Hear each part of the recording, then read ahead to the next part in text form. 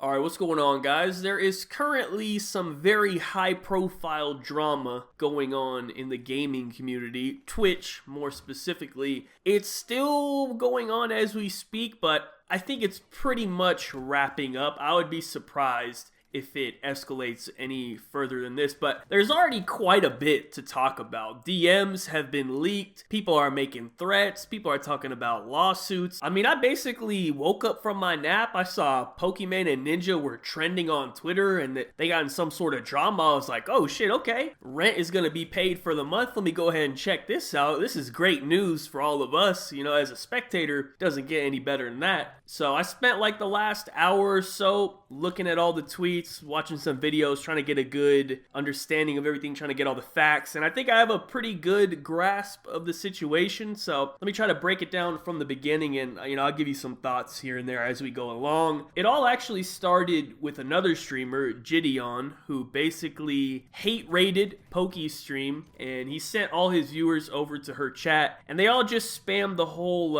L plus ratio plus get a job plus like whatever. They have like 40 things they add to that. You guys know what I'm talking about. You guys just see that all the time. They just kept spamming that in her chat. Obviously, no one wants to see all that dumb shit in their chat. So she got upset about that. Also, to be fair, the reasoning behind him doing that, like it wasn't just necessarily random, is because there was a very old clip. I don't know how old. It might be like 10 years old. I don't know. There's an old clip of Pokimane saying the N-word. Now, to be fair, it is with an A, it is not with a hard R, so I guess the logic behind it was they were giving her the L plus ratio for that clip. And also, to be fair to him as well, he did say like he doesn't think like she's like some racist or anything like that. He said he's not offended, not upset about it at all. He just thought it was funny, so he's gonna post it and he's gonna talk about it because he thinks it's funny. Simple as that. So regardless of all the reasonings and everything behind it, the problem with this situation is you're not allowed to hate raid other streamers. So he got a 14-day ban for this originally, which I don't think you can really argue about. I mean, you could argue the severity of the ban, like should it really be 14 days? Sure, but what he did was literally against TOS, so I mean, you kind of gotta expect to be banned for something like that, especially doing it to someone like Poki. Like, of course you're gonna get banned, man. Like, I don't know if you really thought you're gonna get away with something like that, but like, come on, man, let's be real here, right? So that's what started all of this. Then, of course, Jidion was not happy about being banned, and he started like trolling Poki on Twitter and Instagram Live and stuff. He changed his profile pic to her and like, started talking about her or whatever. And all of his fans, of course, then continued attacking Poki and her fans. And then it became like a whole sexism issue or something. I don't know. I mean, you could imagine how this goes, right? When Poki's involved, now you got all the people saying, oh, you're a tier 3 simp, all that sort of stuff gets thrown into it. So basically, I think because of all the additional hate that he brought to the situation, Twitch then upgraded his ban to a permaban, which I never really agreed with. Like, I get the idea behind it, you know what I mean? But I just don't think you should be punished for something on Twitch that you did outside of Twitch. But at the same time, like, it makes sense. Like, in the real world, for example, if you do something outside of work, you could still get fired for it, you know what I mean? Like, a lot of times, people get fired from their jobs because of stuff that they say on social media. So I guess the correlation is there. But anyways, this is where Ninja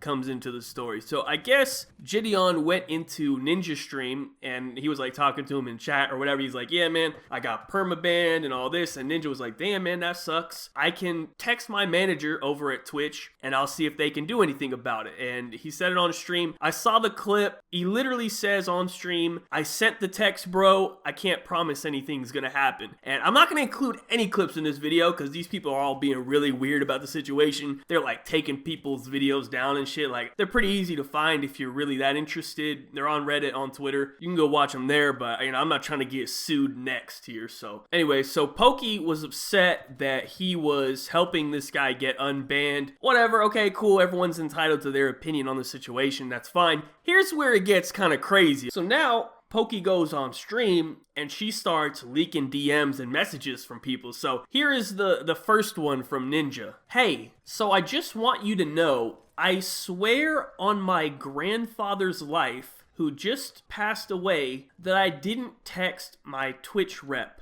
and you are making a big mistake. That's a crazy DM. Okay, a couple things. First of all, the whole I swear on my grandfather's life thing doesn't really make sense if your grandfather's already dead. You know what I mean? Like, usually the implication behind saying something like that is to prove that you are not lying because, if you were lying, then they would die. But if the person's already dead, that doesn't really make much sense to say that. You know what I mean? Like, you would say it about someone that's alive. That would make a lot more sense. That's usually how that phrase is used. So I think he just used it completely wrong there. Second of all, people have been going back and forth on that very last line when he said, you are making a big mistake. Whether or not that was meant to be a threat or not, because on one hand, it could be like, hey, you're making a big mistake. You're wrong about this. On the other hand, it could be like, hey, you're making a big mistake and you're gonna regret this type of thing. You know what I mean? So honestly, I guess we don't know. Only he knows that. I would probably slightly lean towards threatening, especially considering the upcoming message that his wife ends up sending her. So once you add in the context of that, definitely seems more like a threatening message to me. But we'll get to that. So after Poki goes on stream, she shows this message. She talks about the situation and stuff. Then Ninja's manager, aka his wife, DMs Poki this message. We are considering everything defamation of character at this point and are getting our legal team involved. You are spewing lies to tens of thousands of people. You know Twitch, you claim you know his rep, then you know from them that Tyler never reached out to anyone. And again, just said that to stop the harassment in his chat from Jidion's viewers. We have clarified everything to you. You are actively bringing harassment to Tyler and I right now at the highest level, and we are taking this very seriously. I don't know why, but it seems like every time Ninja is involved in any sort of drama, his wife always comes in with something wild to say. Like, this isn't the first time she's done this. Like, we all remember her drama with XQC on the timeline. Like, for whatever reason, like, she's always like hopping in. Like, I get it, that's your man's, you want to defend him or whatever, but I just don't think it's a great look. If you notice, most people's like wives or husbands, I guess, or boyfriends, girlfriends, most of the time, they're not hopping into the online drama that their partner is involved with. They just let them handle it themselves. But pretty much, I would say, whenever you start threatening legal action and you're gonna sue people and do all this, in the public opinion, you pretty much automatically become the bad guys. Like, in the eyes of the community, it doesn't really matter if you were right or wrong at that point. Now you just kind of end up looking kind of dumb, and no one's really gonna support you anymore, I would say, because let's be honest, man, I don't think anyone's getting sued here, right? There was nothing really said that I think is defamation worthy. Defamation is a pretty hard thing to sue for, especially when you're talking about like two public figures like this. Like, I don't know about all that. I'm not a lawyer, so I could be wrong about all that. I just don't think it's gonna get to that level. But I think overall, this was just L's all around for everyone involved, really, right? Like, I don't think looking at this situation, anyone really came out looking great. I don't think anyone came out ahead, you know what I mean? I don't know if there was a winner in this situation. I think everyone, kind of took the L on this one, at least at some point in some aspect. And as far as, the original beef, I think that's done.